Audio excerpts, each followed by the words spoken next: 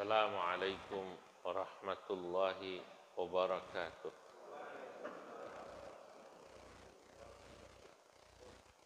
Alhamdulillahi rabbil alamin. Wassalatu wassalamu ala asyrafil anbiya wal mursalin. Sayyidina wa habibina wa syafi'ina wa maulana Muhammadin wa ala alihi wa ashabihi wa man tabi'ahum bi ihsan ila yaumiddin, amma ba'du.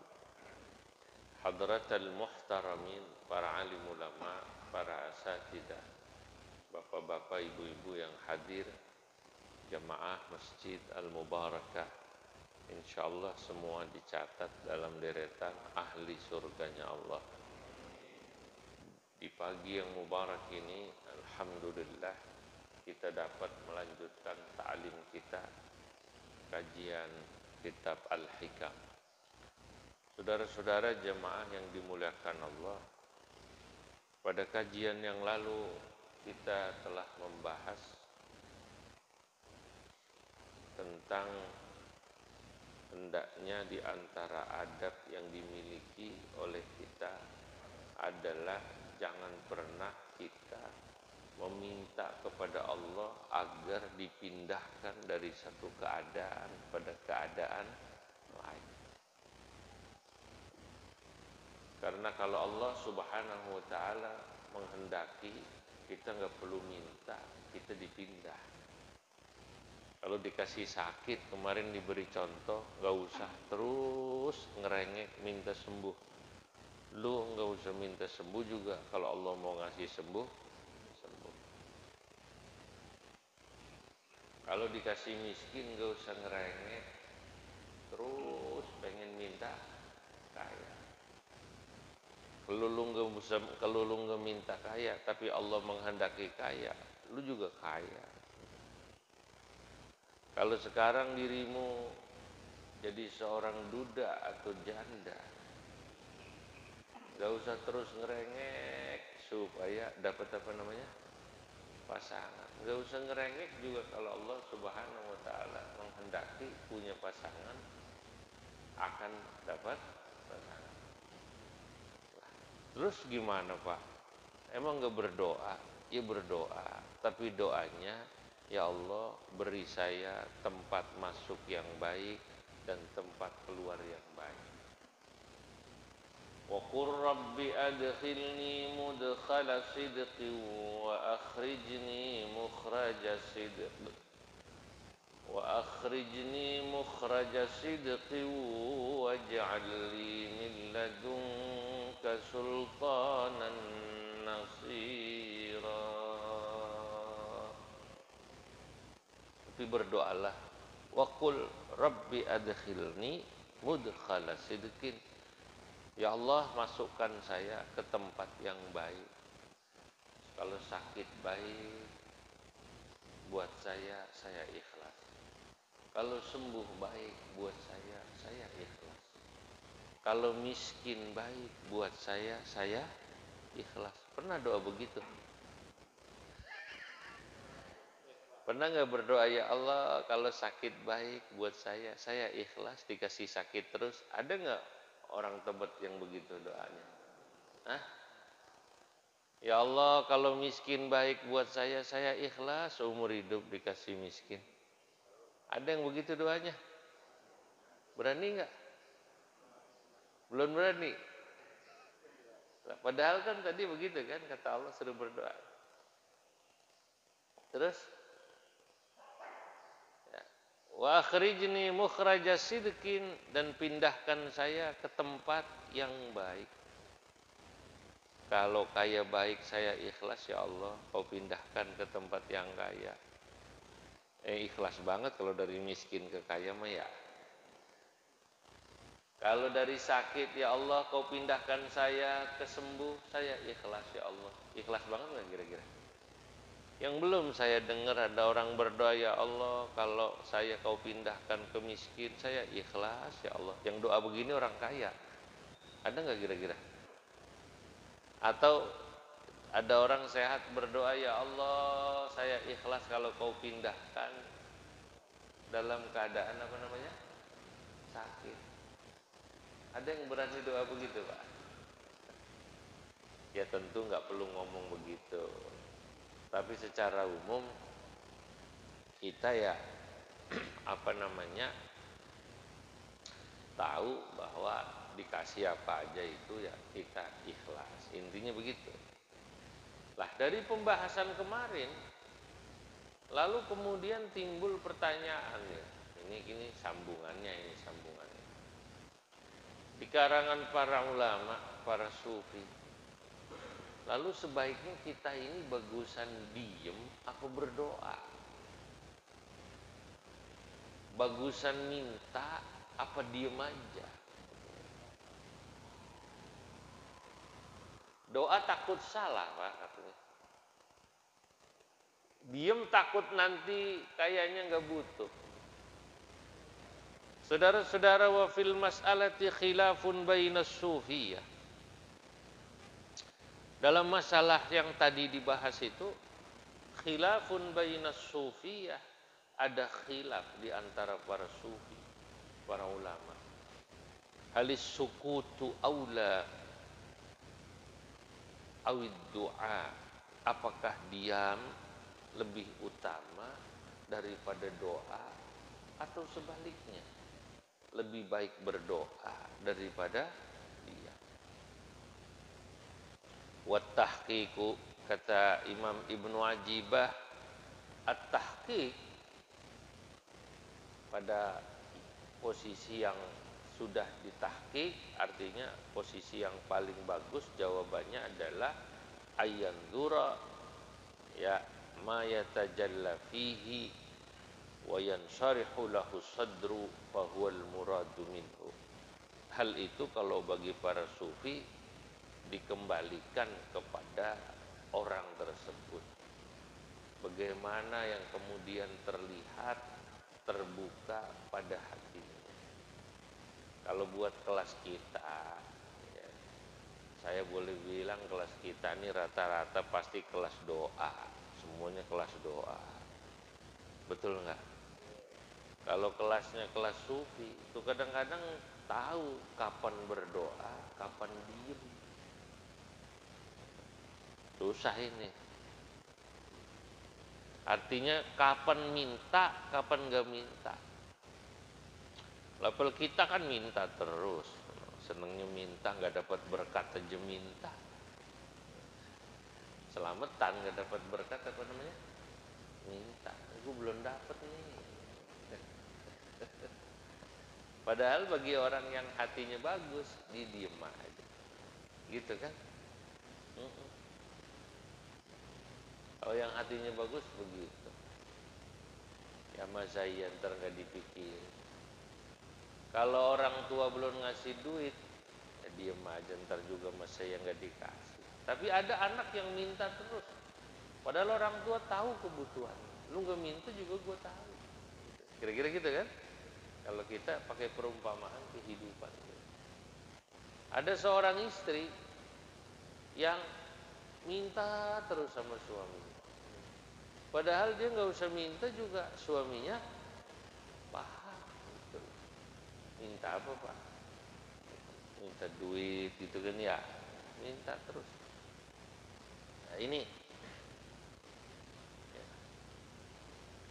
Oleh karenanya pada adab yang berikutnya dikatakan talabuka minhu ittihamun lahu wa talabuka lahu ghaibatun minka anhu wa talabuka li ghairihi li qillati hayaika minhu wa talabuka min ghairihi li wujudi bu'dika minhu.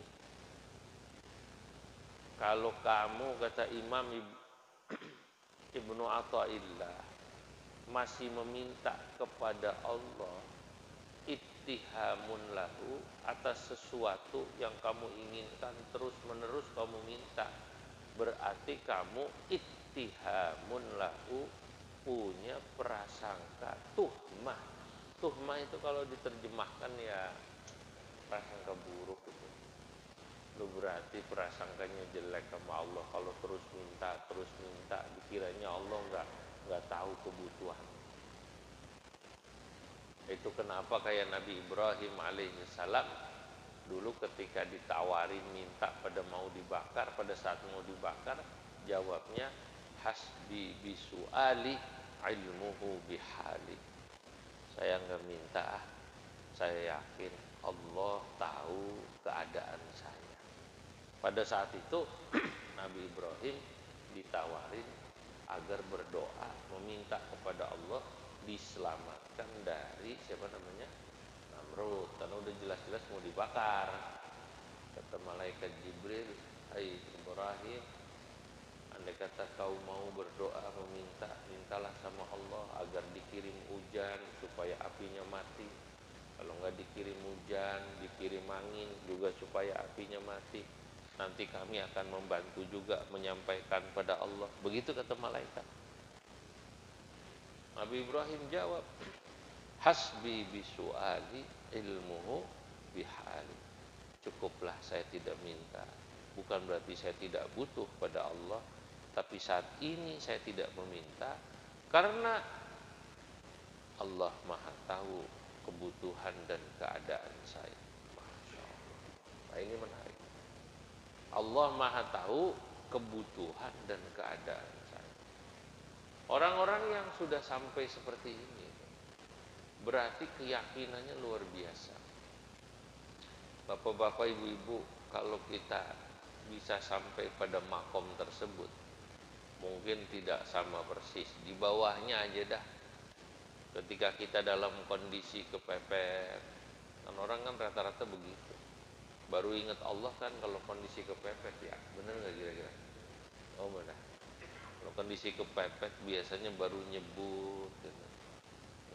Coba deh ini ada gempa, duduk tuh keluar sambil pada istighfar, sambil takbir, astagfirullah, Allahu Akbar, ya Allah, tobat ya Allah. Kan begitu kan? Nah, pada saat seperti itu manusia biasanya ingat Allah. Nah, tapi dalam kondisi normal suka lupa.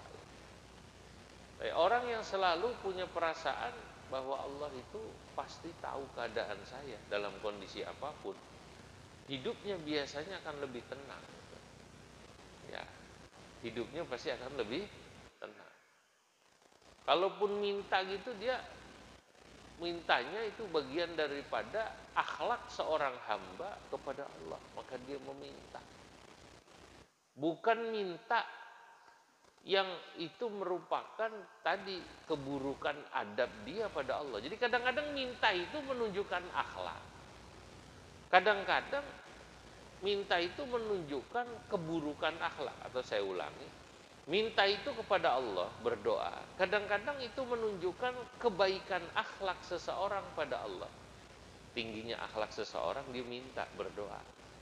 Kenapa kau berdoa? Ya karena saya ingin menunjukkan saya ini hajat kepada Allah Subhanahu wa ta'ala, punya hajat, punya kebutuhan. Kadang-kadang ada seseorang dia tidak berdoa. Itu bukan berarti dia tidak butuh kepada Allah Subhanahu wa ta'ala, tapi pada saat dia tidak berdoa itu, saudara-saudara, sesungguhnya dia sedang menerapkan adab yang juga tinggi kepada Allah. Karena pada saat ini bagusan saya tidak meminta, karena Allah tahu kebutuhan saya. Masya Allah. Yang kayak gini nih agak susah nih. Tadi saya katakan level-level orang yang sudah khusus biasanya tahu kapan saat meminta, kapan saat berdoa, kapan saat apa tadi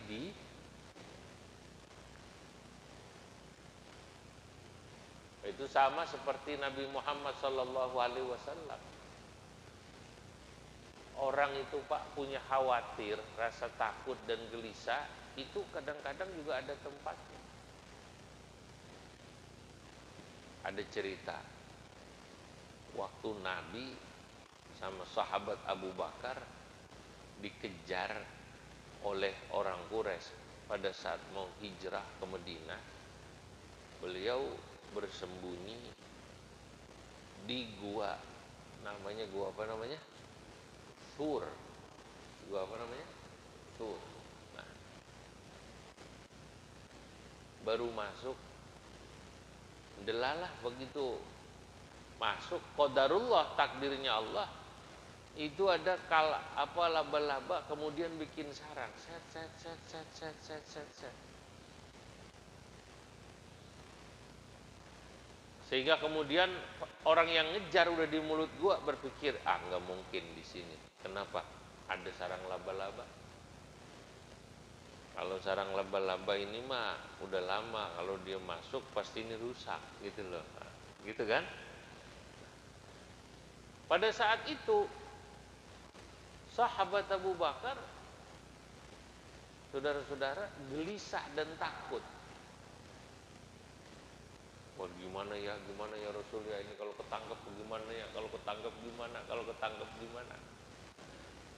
Allah Subhanahu wa taala menceritakan dalam Al-Qur'an, idhuma fil ghari idh yaqulu li sahibihi la tahzan innallaha ma'ana. Ada ayat gitu kan?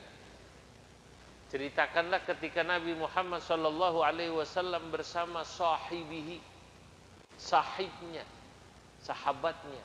Siapa itu? Abu Bakar. Masya Allah. Kenapa kok Quran tidak mengatakan idh qala li Abi Bakrin, tapi idh qala li sahibihi? Saudara-saudara, Al-Quran itu bukan buku sejarah. Kalau buku sejarah itu disebutin Abu Bakar, disebutin di Gua Sur. Kenapa cuman fil ghar? Itu buku sejarah, kudu detil. Quran itu buku pelajaran yang mendalam. Jadi cukuplah ambil pelajarannya. Ayat ini bukan sedang berbicara sejarah Gua Sur, bukan. Ayat ini sedang berbicara bagaimana ada orang yang tawakal dan keyakinannya kuat, sehingga tidak punya rasa takut, mengingatkan temannya, sahabatnya Abu Bakar agar jangan pernah takut, jangan pernah gelisah, jangan pernah bersedih. Innallaha ma'ana. Kata Nabi, hai Abu Bakar, la tahzan innallaha ma'ana. Kenapa Nabi berkata demikian kepada sahabat Abu Bakar? Karena Nabi tahu bahwa beliau itu hijrah atas perintah Allah.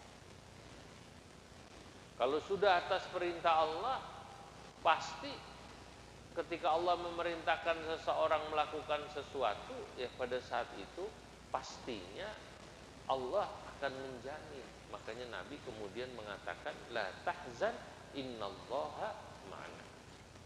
Masya Allah.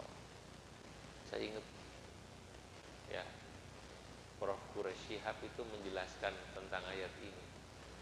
Bagaimana orang itu kadang-kadang kayak tadi ya, harus tahu kapan berdoa, kapan diem gitu loh. Saya ulangi, kapan berdoa, kapan diem.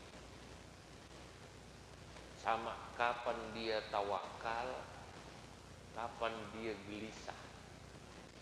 Orang itu nggak bisa tawakal terus, harus punya gelisah juga.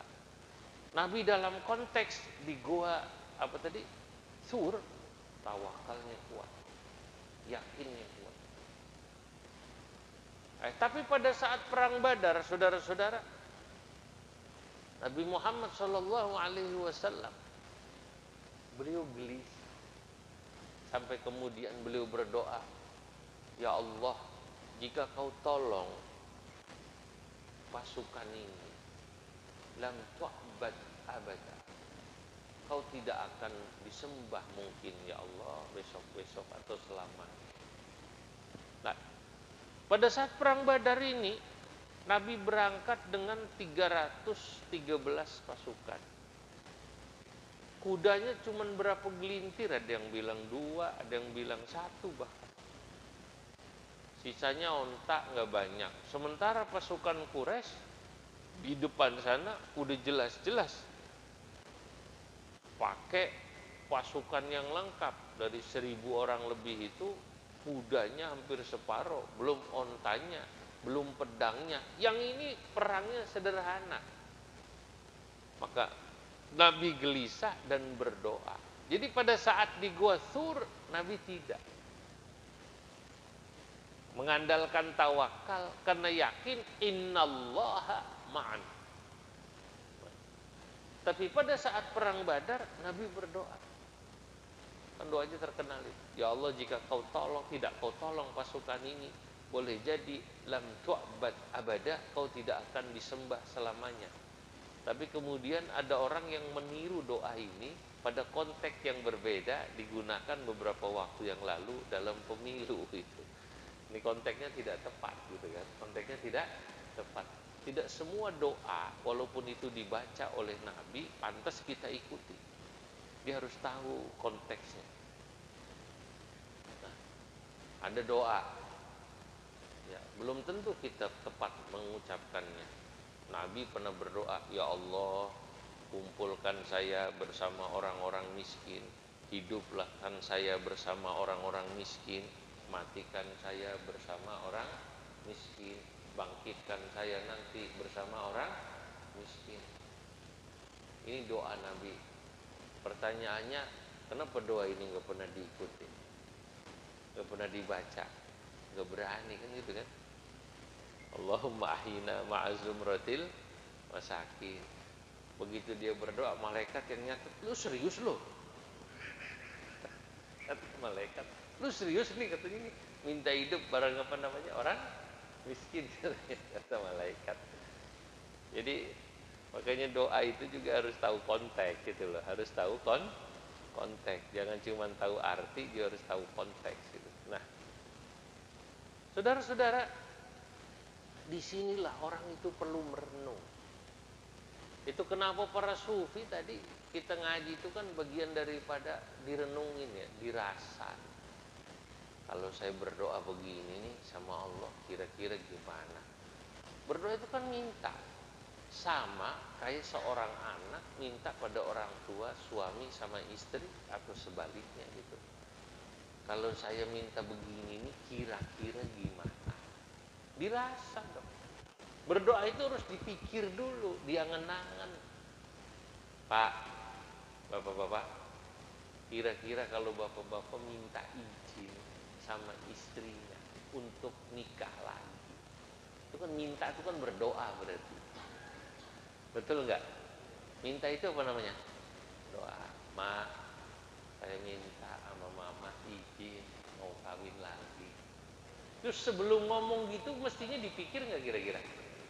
Dipikir.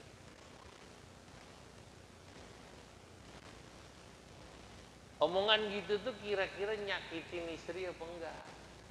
Nyakitin enggak? Nyakitin ya? Nyakitin apa enggak? Nyakitin. Gak usah diomongin. Loh, malah kemudian salah ini artinya langsung kawin aja katanya gitu. Ini nih. Iya. Jangan gitu. Ini cuman perumpamaan loh ya. Ini cuman apa namanya? Bahwa orang ngomong itu harus dipikir. Sama kayak ngomong sama temen, ngomong sama siapa minta. Orang mau minta itu dipikir. Doa juga begitu. Ya Allah.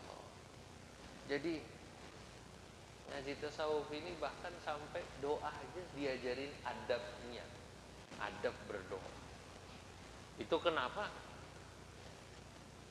Walaupun banyak contoh-contoh doa, baik itu doa dalam Quran maupun doa Nabi maupun doa ulama, tapi adab yang paling mendalam daripada doa itu adalah ketika seorang berdoa pada Allah itu dia harus renungkan halid du'a'u afdal awis sukutu, apakah saya bagusan diem atau berdoa.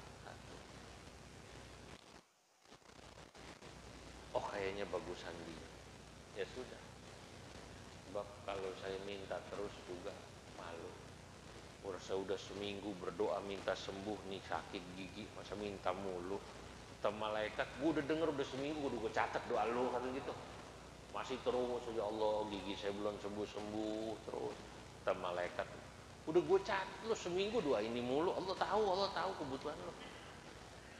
Betul gak kira-kira? Nah, kalaupun doa, maka saudara-saudara, kalaupun berdoa, ada adabnya lagi seperti apa berdoa. Itu kenapa di akhir surah Al-Baqarah itu dalam sebagian tafsir ulama itu pernah saya baca mengatakan ini ayat di akhir surat Al-Baqarah adalah salah satu ayat yang sesungguhnya oleh para ulama dianggap adab dalam berdoa. Bagaimana maksudnya? Itu akhir surat Al-Baqarah itu doa isinya 7. Gimana? La yukallifullahu nafsan illa wus'aha laha ma kasabat wa 'alaiha maktasabat. Rabbana la tu'akhidna in nasina aw akhtana. Satu. Terjemahnya buka yang terlihat. Enggak usah diterjemahin ya. Ya Allah, jangan kau hukum saya atas sesuatu yang saya khotoh, keliru, lupa, nggak sadar, nggak sengaja.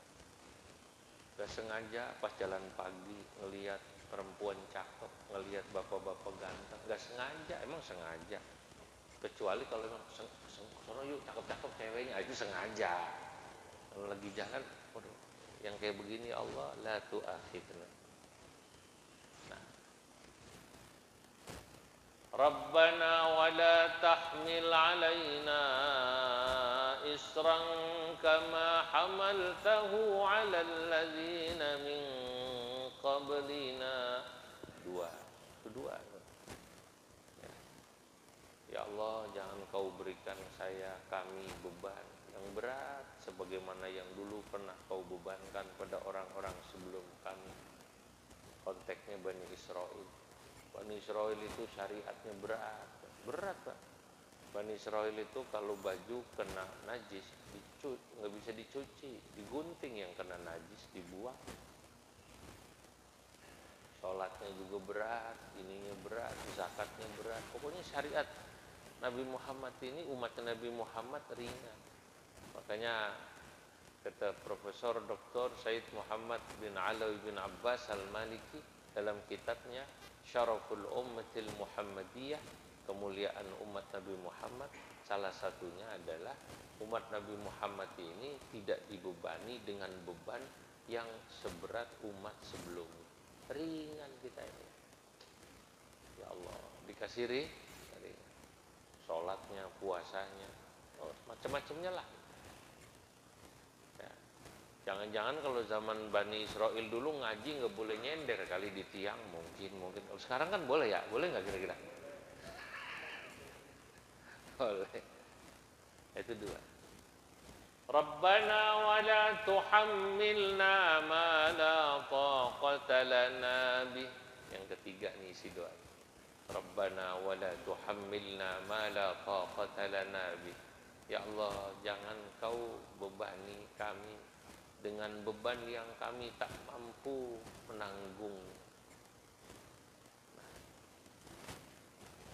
ini sebenarnya doa, tapi sekaligus akhlak, bahwa di situ ada pelajaran kalau Allah Subhanahu wa taala memberikan beban kepada manusia, kepada kita, itu pasti bebannya sudah diukur, karena Allah yang menciptakan kita. Allah Maha tahu akan beban yang Allah berikan kepada kita. Jadi nggak usah kemudian kita bilang, ya Allah berat amat beban hidup saya, ya Allah. Kerja dikeluarin, bini ngajak bercerai, kontrakan habis, terus nggak usah begitu. Allah Maha tahu. Cukup sampaikan Rabbana wa la tuhammilna ma la taqata lana bih. Sambil ditahan. Habis 3 baru yang keempat, wa'fu anna waghfir lana yang kelima, warhamna yang keenam, fansurna 'alal qaumil kafirin baru yang ketujuh. Ada 7. Kita nggak pernah ngitung ya. Itu ternyata doa di akhir surat Al-Baqarah ada berapa? 7. Pesannya apa? Kata para ulama, pesannya, kalaupun kau berdoa, tetaplah juga kau jaga adabmu pada Allah Subhanahu wa taala, ya, yakni kalau doa itu ngukur diri, jangan kebanyakan minta, dan kalaupun minta harus diukur kepantasannya. 7. Ada orang wiridnya 5 menit, doanya setengah jam. Wiridnya berapa? 5 menit, doanya berapa? Setengah jam. Kata malaikat, dun sini dun nih, sep ya sep ya, mat wiridan lu 5 menit, doa lu berapa? Setengah jam. Kurang pantas. Kalau zaman dulu orang dia wiridannya yang lama, memuji Allahnya yang lama, bertasbihnya lama, baru doa. Doa juga nggak lama-lama. Kenapa tadi? Doa itu satu bagian daripada akhlak, karena memang merasa bahwa saya pantasnya berdoa kepada Allah Subhanahu wa taala. Kedua, itu pun tadi ketika berdoa tidak perlu berlama-lama sekali, karena Dia Maha tahu, Allah tahu kebutuhan kita. Itu Pak. Ya, ini Allah tahu kebutuhan kita. Ada orang berlama-lama. Apalagi kalau doanya di hadapan orang banyak, Pak. Yang ngaminin pegel. Kalau doanya panjang kira-kira pegel nggak kira-kira? Lama amat sih Ustadz nih, baca doa mentang-mentang selamatannya di rumah orang kaya. Ustadz suka begitu. Kalau doa di rumahnya orang kaya, itu doanya sering apa namanya? Panjang gitu. Mimpin tahlil juga Ustadz kadang-kadang suka begitu. Kalau di rumahnya orang kaya mau panjang. La ilaha illallahnya sampai 100 kali. Kalau di rumahnya orang yang biasa aja alias miskin, la ilaha illallahnya cuma 11. Tasbihnya kalau di rumah orang kaya panjang 100 kali. Kalau di rumah orang biasa 11 pendek. Begitu ditanya sama orang yang biasa, kok cuma sebentar Pak Ustadz, ini tahlilnya doanya sama aja, yang penting kabul katanya. Kadang-kadang juga begitu. Ini guyonannya ini guyonannya ya. Saudara-saudara, jadi ada orang yang berdoa levelnya masih begitu. Panjang atau pendek doa dilihat rumahnya siapa nih katanya. Di rumahnya siapa saya berdoa, di hadapan siapa saya berdoa. Kalau di hadapan pejabat atau orang kaya kadang-kadang suka dipanjang-panjangin. Nah, tapi kalau sufi tidak. Kalau sufi ukurannya halis sukutu aula awid doa. Bahkan bagusan saya diem aku berdoa. Saya pernah melihat seorang ulama sudah wafat. Saya lihat sendiri. Dimintai doa oleh seseorang, tidak mau.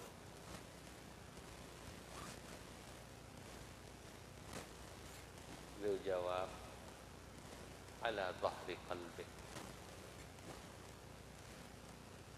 Insyaallah saya doain dari jauh, lebih afdal. Begitu. Ala dhahri qalbi. Insyaallah saya doain dari jarak jauh, lebih afdal.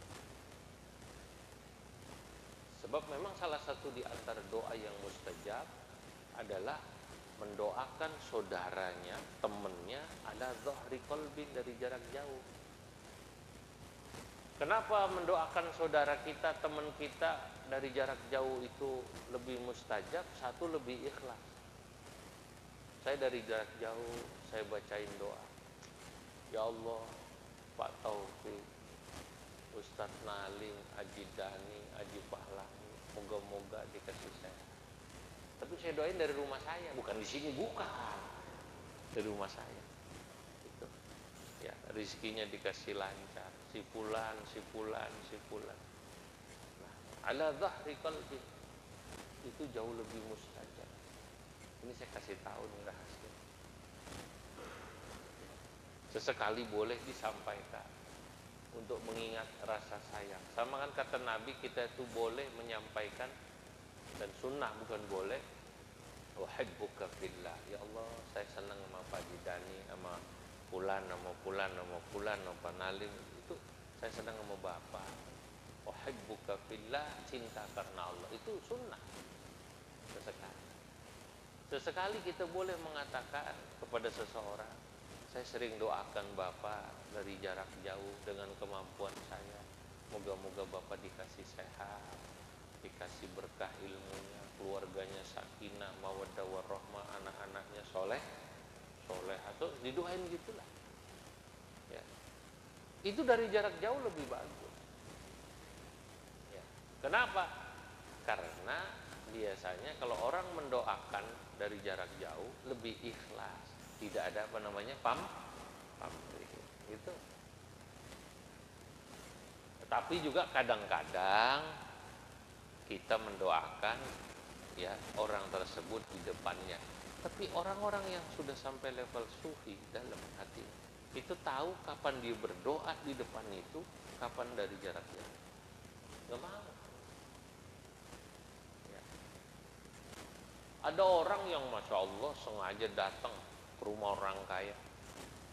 Assalamualaikum Pak Haji, ini saya sengaja bawa jamaah khusus, saya mau mendoakan Bapak supaya usaha maju, supaya pabriknya sukses. Al-Fatihah. Ya. Ngomong-ngomong nih tadi kami itu kehabisan ongkos Pak Haji. Ujung-ujungnya minta diongkosin.